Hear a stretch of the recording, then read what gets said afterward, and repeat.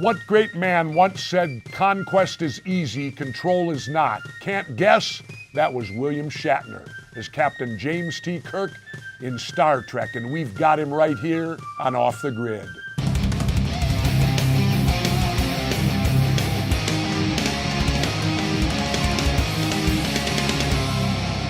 He's a TV icon, known for his roles as Captain James T. Kirk of the Starship Enterprise, as Denny Crane in Boston Legal. He returns to the big screen this April 24th with his critically acclaimed one-man show Shatner's World for an exclusive one-night event in selected theaters nationwide. And he's got a big online presence with nearly 2 million Twitter followers and counting. Mr. Bill Shatner, thank you for joining me off the grid. It's a pleasure, sir, to have you here. Well, it's my pleasure. You know, we met years and years ago when you were starting to run for governor. I was so impressed by you, not only as a man, but as a passionate politician who had wanted to get things done. Well, thank you, Bill. And you know, I got to tell a story here. Way back when I joined the Navy, they used to have the 120-day delay program where you joined and then they let you goof off for 3 or 4 months before you actually go in the Navy. They were showing Star Trek reruns then at 1 o'clock in the afternoon in Minnesota. And of course, I'd be out till all hours of the night before I went in the Navy, so I gave my friend strict orders. You don't call before Star Trek. Now, let me ask you this, Bill. Did you ever believe, you remember on Star Trek where you had the little hand communicators? Back when you did that, did you ever believe that today's day and age everybody on the planet would have those? Not only did I not believe that, when Motorola came out with their first version, StarTAC, I think it was called, they gave me a phone. And so one day I found myself in an airport flipping this thing open and talking and not realizing that I had gathered a crowd of people around, all pointing and laughing. I had no idea what they were doing. You know what? If you'd have caught on quick enough, you could have said, "Beam me up, Scotty." Yeah, and then that little circle would have happened, and the technology that was thought about in Star Trek, so many of those things that we handled as props have become reality, which only serves to emphasize that adage that if you can imagine it, you can do it. Yeah, it really does, because like you said today, the stuff we saw on Star Trek is now everyday occurring things in our lives pretty much, and who would have thought that? You know, we have another thing in common, American saddlebreds. My wife raised American saddlebreds and trained them for a whole decade up in Minnesota. In fact, she was at a horse show with you, the big national one in St. Louis. In St. Louis for Western Championships, and in Louisville for the National Championships. We got into American saddlebreds because my wife loved horses, and they're unbelievably fine animals. I mean, in fact, I had the Futurity state champion when we did our first breeding. Really? We just kind of bred not knowing what we were doing, and you know how they can fly in the sperm, so we picked out Local Hero, who was the reserve national champion a number of years ago, bred him to our mare, and we ended up with Comet, who was the Minnesota Futurity state champion. Fantastic. That is fantastic. I still compete on saddlebreds. I breed and train and compete on quarter horses. Not only that, Jesse, standard breds, the trotting horses. I compete on that and have world championships in the standard breds. Do you ride, yeah. Jesse? Do you ride? My wife got me into riding to the point where I trail ride. I never rode in a show. I would never do anything like that. I'm a city kid. I didn't know the first thing about horses until we got married, and that was her dream, and I got fortunate enough to make enough money to give her dream. And I've sure mucked out enough stalls in my day and done that. So, and I've got to learn this about them, Bill. Every horse has its own personality. That I have learned. Well, there's more than that, and I've been studying it as well, and there's more to what we're talking about, the trail riding or the discipline of competing. There are a number of books out, a whole new philosophy in the last 20 years or so, maybe more, but certainly I've been aware of it in the last 20 years. A spiritual denomination takes place, that there is a spiritual connection between you and the horse that works not only for the training of the horse, but it also works for horse therapy, where veterans who have the same ills as children can get horse therapy. Are you aware of that? Absolutely. When my wife used to give riding lessons back in the day, and this was just a decade ago, we had some of the most handicapped kids come in and get on that horse, and these kids would be almost in fetal position until they would get on that horse. They would straighten out, and it was unbelievable. I can't tell you how many parents I saw literally crying watching their handicapped children respond to these horses. Absolutely. And my charity, the Hollywood Charity Horse Show, was founded on that very principle. I saw hippotherapy with a kid who was a thalidomide baby, no arms, only one leg. She gripped the reins with her toes. She was supported on either side by social workers, somebody leading the horse. That child has gone on to be a wonderful adult human being, a whole life based, and that got me into that charity. And we know that veterans with all their ills, emotional and social and physical ills, respond in the same way. So the Hollywood Charity Horse Show is devoted to that very thing that we're talking about. Oh, absolutely. We could talk horses all day, but Bill, let's get to politics for a minute. 2016's coming up. Who do you want to see in the White House? What do you foresee for the United States in 2016? You know, the contrasts between the parties, the two major parties, the fundamentalists on both ends are not where it's at. There is an area between the two where give a little on taxes, give a little on benefits. The compromise that makes a democracy has been voided for a long time. I think Mrs. Clinton would be the one to bring us together in some way. There's got to be a way where people holding to their principles can give slightly. I directed a movie, and the principle I had to learn was when to stand on what you believe and when to be politic and to give so that something can be accomplished. That's a lesson of life. You have to compromise somewhere along the line between standing on principle and compromise, and that's a learned procedure. Now, you're Canadian, correct? That's correct. Why have you decided not to become a U.S. citizen?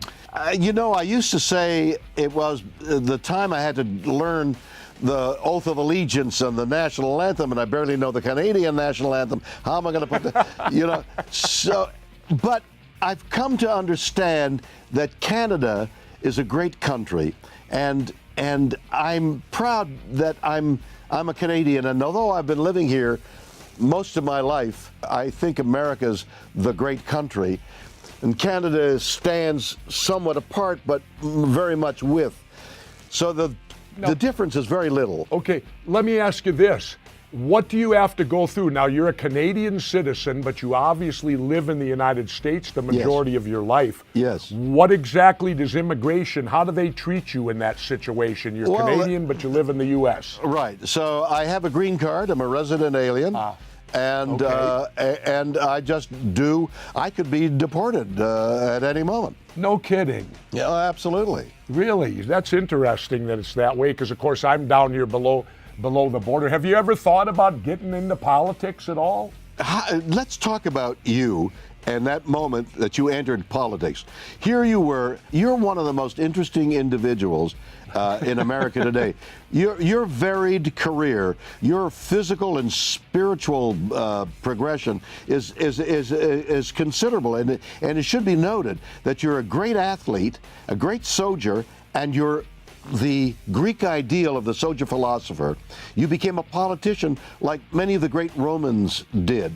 But that soldier philosopher idea is the ideal. So you have the practical man who knows what war and the cost of war is, and yet you have ideals that you stick to, that you think need to be held up. At the same time, you can't hold those ideals to the extent that nothing gets accomplished. Well, for me, it really came down to, I had no inclination to get into politics. I mean, it wasn't something that at a young age I said, someday I'll be a mayor, someday I'll be a governor, and that's what I'm working for. For me, it all came from events that occurred that simply led me to it. It was a path in the road. Like in the case of, most people don't know, I was mayor of the 6th largest city in 90 to 94, and then went back to the private sector for 5 years before I came out. But the governor thing was, at the end of Clinton, the economy was phenomenal. We got money hand over fist, and in Minnesota, we actually had budget surpluses where the state was sitting there with $2 billion more than what they allocated for on their budget. And what did the politicians do? They kept it and spent it. And I was doing talk radio at the time. I said, this is outrageous. That's our money. They have no right, because the economy's great, to be kids in the candy store and just run and spend. So I promised that if there were surpluses, I'd give the money back. And fortunately for me, 3 out of my 4 years, we ran a budget surplus. And it's kind of funny because the people called them Jesse checks. And I did it as a sales tax rebate so they wouldn't have to pay taxes. I had to battle the Republicans. They want it to be income tax where you'd pay a third of it to the federal government, but sales tax you didn't have to. So I gave back sales tax rebates, and some of them were as large as $2,500. Oh, was really? the top and up there. I would have thought they would be very few dollars, and maybe you could have spent some of that money on infrastructure or paying back debts. Well, we don't have really debts so much because at the state level, you have to run a balanced budget by law. Every 2 years, your budget needs to be balanced. 2 quick funny stories. I had one old lady bought, with her rebate check, she needed a new riding lawnmower. She bought it and named it Jesse because I gave her the money, I guess, to get it. And that another guy went out and bought a big pallet full of beer and told my friend, tell the governor I'm drinking on him all summer. Now tell me about this new show of yours. What is this one-man show, Bill? What do you do as one guy? Let me tell you. I toured Australia, I toured Canada, I rewrote it and reorganized it to play on Broadway, opened on Broadway, got great notices, the audiences loved it, toured the United States, toured almost 50 cities in the United States in the last year. I filmed the matinee and the evening performance. So I have a live capture of a Broadway show that's going to be in 700 movie theaters across the country on April 24th. So for the price of a movie ticket, you can see a Broadway show. Are you doing stand-up comedy? Are you talking issues? What exactly is the show? All of those things, but mostly I'm talking about love and hate. I'm talking about motorcycles and music. I'm talking about gorillas and Star Trek. I mean, the subjects are innumerable, but it's filled with laughs. It's filled with tears. It's filled with some observations. It's filled with music. It's filled with multimedia. It's a great show. And I urge you, Jesse, to go see it as well. Well, unfortunately, I don't know if I'll be quite back off the grid by the 24th, so I'll have to see it in rerun maybe. Because do you know what being off the grid is, Bill? No, I don't even know what that means. I don't think I've ever been on the grid. I mean, as much as we tweet. No, you're on the grid. Here's what off the grid is. Where I live down here, 1,000 miles below the U.S., I live an hour from pavement and an hour from electricity. When you live off the grid, I live completely solar off the sun. So all the electricity that's what being off the grid is. Yes. That's what being off the grid is. You are not dependent upon society or a city or a government. Now, naturally, I have to buy the things that can make me, have electricity. I have, 24 solar panels on my home and 12 of these 300-pound batteries and an inverter and all that stuff. But no, it's literally living off the grid. If that's what you want, Jesse, bless you, my son. Go forth and walk off the grid. Well, anyway, Bill, we're running out of time. I want to thank you as much as I can. Thank you. You're the one and only.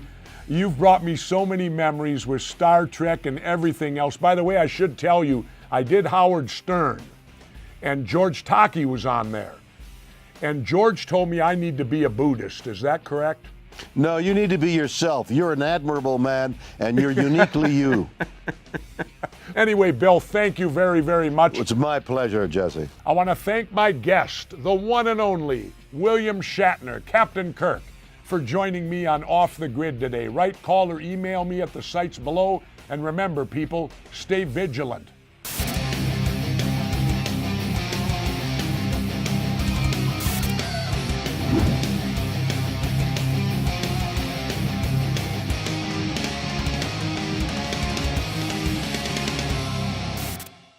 Captain James T. Kirk of the Starship Enterprise as Denny Crane in Boston Legal.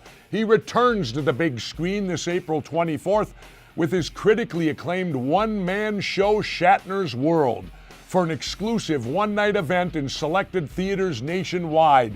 And he's got a big online presence with nearly 2 million Twitter followers and counting. Mr. Bill Shatner. What great man once said, "Conquest is easy, control is not"? Can't guess?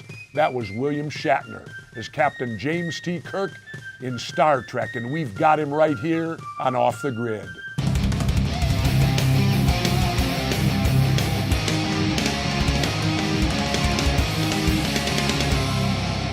He's a TV icon, known for his roles as way back when I joined the Navy. They used to have the 120-day delay program where you joined and then they let you goof off for 3 or 4 months before you actually go in the Navy. They were showing Star Trek reruns then at 1 o'clock in the afternoon in Minnesota.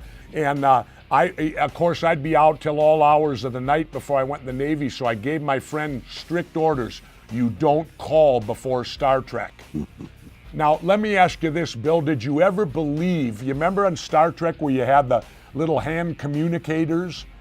Back when you did that, did you ever believe that today's day and age, everybody on the planet would have those? Not only did I not believe that, when Motorola came out with their first version, StarTAC, I think it was called, they gave me a phone. And so one day... Thank you for joining me Off the Grid. It's a pleasure, sir, to have you here. Well, it's my pleasure. You know, we met years and years ago when you were starting to run for governor.